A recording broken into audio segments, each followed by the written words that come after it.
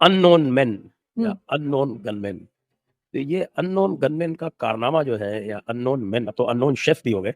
ये भारत के जो जराइम का सबब है वो उनकी इंटेलिजेंस एजेंसी रॉ है। ये अननोन गनमैन का ऑपरेशन शुरू हो गया।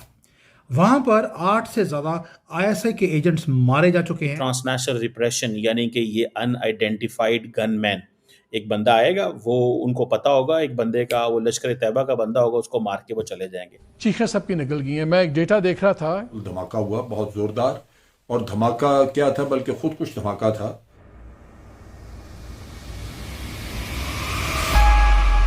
आज मैं पाकिस्तानी आर्मी को बहुत बहुत मुबारक देना चाहूंगी। उनकी एक और जाबाज 72 हुरों के पास अब आला ताला के साथ पढ़ेंगे नमाज, क्योंकि अननोन गनमैन ने उनको पहुंचा दिया है वहां जहां वो बहुत बेताब रहते हैं पहुंचने के लिए। तो बहुत बहुत मुबारक आप सभी को जो पाकिस्तानी एस्टैब्लिशमेंट के लोग हैं। वैसे भी आप लोग पैदा होते ही इसीलिए कि 72 हुरों के पास जाने की तत्परता रहती है। कौन है ये जिसको पहुंचाया गया है, इसका पहलगाम से क्या कनेक्शन है उस पर आऊंगी। पर स्टार्टिंग के लिए बस इतना बताना चाहूंगी कि पहलगाम से रिलेटेड जितने भी थे उनको चुन चुन कर, गिन गिन कर सबको उनके कुकर्मों का हिसाब दिया जा रहा है। ये जो 3 अटैकर्स थे जो पहलगाम के समय पे, चाहे वो ताहिर हबीब हो, बिलाल अफजल हो और एक तीसरा पाकिस्तानी ऑपरेटिव जो कि लश्कर से था, इन सभी को ऊपर पहुंचा दिया गया। ताहिर हबीब के बहुत सारे नाम थे, one of the confirmed attackers था ये बंदा। बिलाल अफजल, जिसका अलग अलग नाम, अब ताहिर हबीब को ही देख लीजिए, इतने नाम रखे हुए थे कि ये समझ नहीं आ रहा था कि इसका नाम कौन सा है। क्या पैदा होने के नाम पे गड़बड़ हो गई थी कि इनके फादर कौन थे, या फिर पैदा होने के बाद इनकी मम्मी को लगा कि भाई एक नाम से काम नहीं चलेगा। Hamza Afghan, Habib Afghani, Habib Khan, Abu Hamza, my God list is long. Similarly Bilal Afzal, Sulemani Shah, क्या बात है। सभी के सभी को धीरे धीरे प्यार प्यार से ऑपरेशन महादेव के टाइम पे निपटा दिया गया था। उसके साथ एक और बंदे थे, गुलाम रसूल मगरे, ये तो विद इन 2-3 डेज ही निपटा दिया गया था जब पहलगाम हुआ था। बट अभी कौन सी गुड न्यूज है, और ये गुड न्यूज पाकिस्तान आर्मी के लिए क्यों है? अरे वो 72 हुरों के पास जाना चाहते तो देखो काम आसान किया ना अननोन गनमैन ने, तो उनको तो थैंक यू बोलना चाहिए। उनको तो रोज आरती उतारनी चाहिए, पूजा करनी चाहिए कि वो 72 हुरों के पास भेज रहे हैं, जहां पर वो पूरा टाइम ड्रीम करते हैं। इनके मौलवी नवाज सब यही पढ़ाते हैं, भैया 72 हुरों मिलेंगे तुम्हें मृत्यु के बाद में, तो they should be happy and thankful rather. चलिए बताते हो, अब इनका थोड़ा डिटेल बता देते हैं। Lieutenant colonel Imran Khan, he was one of the handlers of Pahalgam. He was posted in infantry division, Pakistan occupied Jammu and Kashmir. He was also JSO, similarly, he was इसकी जो posting थी JSO operations. इतने मजेदार थे ये, इनको handling में बड़ा मजा आता था। इनको लगा था कि मैं इतना तेज हूं कि भैया मैंने भारत में पहलगाम हैंडलिंग बड़े अच्छे से की, तो अब मैं दूसरी तरफ भी चलता हूं। तो वेकेशंस का बहाना बना के ये महाशय, मतलब मृत्यु late lieutenant colonel Imran Khan, ये चल पड़े अफगानिस्तान की साइड पे। रीजन क्या गया ऑफिशियल की वेकेशन पर एग्जैक्ट रीजन क्या था? एजेंसी का, आईएसआई एजेंसी का कोवर्ट ऑपरेशन था ईस्ट अफगानिस्तान में। वहां पर ये इन्फिल्ट्रेट करने वाले थे पश्तून रिबेल ग्रुप्स को, जिससे जो वहां के अफगान तालिबान लीडर्स हैं उनको ये निपटा सके। इसी जद्दोजहद में पहुंचे डेरा इस्माइल खान। अब डेरा इस्माइल खान में क्या इन्हें पता था कि अननोन गनमैन इनका इंतजार कर रहे हैं। मुठभेड़ हुई, इनके साथ साथ जो 2 और थे वो भी निपट गए। उनको भी थैंक यू बोलना चाहिए अननोन गनमैन का, आफ्टर ऑल 72 हुरों के पास पहुंचाने का काम जो किया है। एक तो ये 72 हुरों की जो डेफिनेशन है ना, मुझे बड़ी इंटरेस्टिंग लगती है। मतलब 72 ही हो रहे हैं और इतने सारे लोग जा रहे हैं, तो वो वर्जिन कैसे रही? सोचने वाली बात ये है। अब वो दूध की तरह है, मलाई की तरह है, रसमलाई की तरह है, मुझे ये समझ में नहीं आता है। खैर जो भी हो, पर वर्जिन कैसे रही ये क्वेश्चन है जब इतने सारे लोग ऊपर जा रहे हैं तो। अच्छा, दूसरी जो बड़ी डिफिकल्ट चीज है जो समझ में नहीं आती है कि धरती पर तो अंगूर का रस वर्जित है, पर ऊपर चांदी और सोने के वो जो बढ़िया वाले होते हैं ना, वो ऐसे लेकर और ऐसे पीने वाले, वो ऊपर आला ताला खुद पिलाते हैं डाल के ग्लास के अंदर या कप्स के अंदर या व्हाटएवर के अंदर।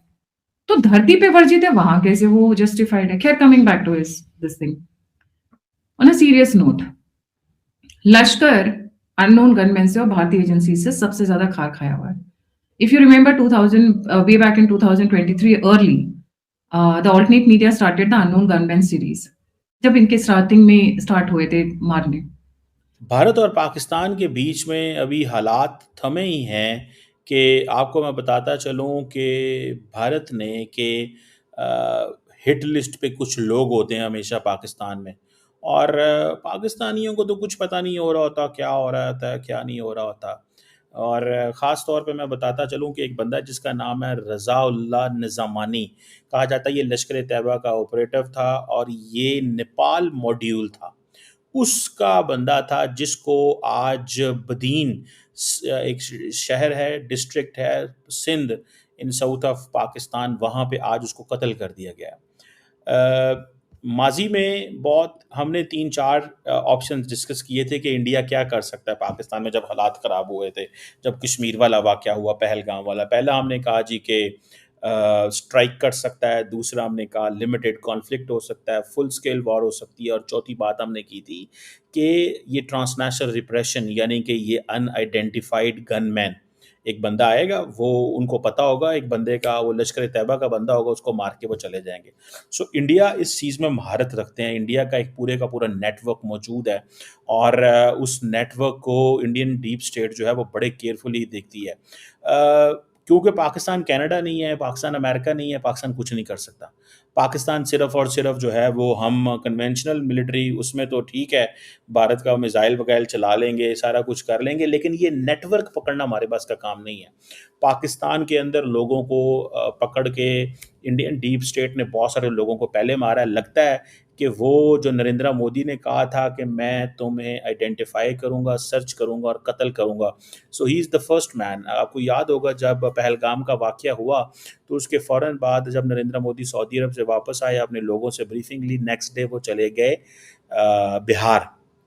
बिहार में उन्होंने जाके ये कहा था और इंग्लिश में ये बात की थी। सो इसको just keep that in mind, just keep this in mind कि उन्होंने कहा था कि मैं तुम्हें आइडेंटिफाई करूंगा, सर्च करूंगा, आइडेंटिफाई करूंगा और कत्ल करूंगा। ये अंग्रेजी में उन्होंने कहा था। इट मीन्स कि दुनिया सुन ले कि हम ये काम करेंगे पाकिस्तान के अंदर, और उन्होंने काम शुरू कर दिया। देख लें आप, ये कहा जाता है कि ये जो बंदा था, इसका नाम बहुत सारे जो थे ना उर्फ़ आम एलियस नाम होते हैं, इसका एक नाम विनोद कुमार था, सलीम इसका नाम था, खालिद इसका नाम था, वजीद इसका नाम था, सलीम भाई इसका नाम था, रज़ाउल्लाह इसका नाम था, साईं रज़ा इसका नाम था। बहुत नामों से कहा जाता है कि ये जाना जाता है। ये इंडियन डीप स्टेट के पास हर बंदे की प्रोफाइल मौजूद होती है जिनको उन्होंने कत्ल करना होता है। तो इस बंदे की प्रोफाइल उनके पास अच्छी भली मौजूद थी।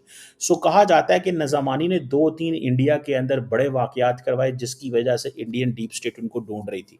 इट मीन्स कि इंडिया के लोग पाकिस्तान के अंदर मौजूद हैं और वो कहते हैं कि हमें इस बंदे को हिट किया है।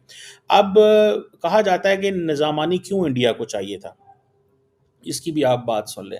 जो रज़ाउल्लाह निज़ामानी इसका नाम है, ये कहा जाता है कि लश्कर तैयबा की सेंट्रल एक फ़िगर है। इसको इसकी जमात के कुछ लोगों ने ये पहले कहा हुआ था कि बी केयरफुल, कोई लोग तुम्हारे पास तुम्हें ढूंढ रहे हैं। ये सुनने में आया, मैंने ये I got this news on Twitter when I read this, कि ये जो बंदा है इसको इसके लोगों ने कहा था कि तुम बी केयरफुल, क्योंकि तुम्हारे पीछे इंडियन डीप स्टेट जो है वो इन्वॉल्व है। सो अपनी जो पोजीशन है उसको डू नॉट वो करो, अपने आप को एक्सपोज ना करो। जय हिंद दोस्तों, सरहद पार से एक बहुत बड़ी खबर निकल के आ रही है कि भारत के खिलाफ साजिश रचने वाला आईएसआई का एक और मोहरा जिसको जहन्नुम पहुंचा दिया गया है। मीडिया न्यूज के अनुसार पाकिस्तानी खुफिया एजेंसी आईएसआई का एजेंट जो पहलगाम अटैक का हैंडलर बताया जा रहा था, उसे किसी अनआइडेंटिफाइड गनमैन ने दिन दहाड़े मस्जिद के बाहर गोली मारकर जहन्नुम पहुंचा दिया है। मोदी जी ने सही कहा था, आतंकी कहीं भी छिपा हो वो बच नहीं सकता, हम उस आतंकी को जहन्नुम से भी ढूंढ निकालेंगे।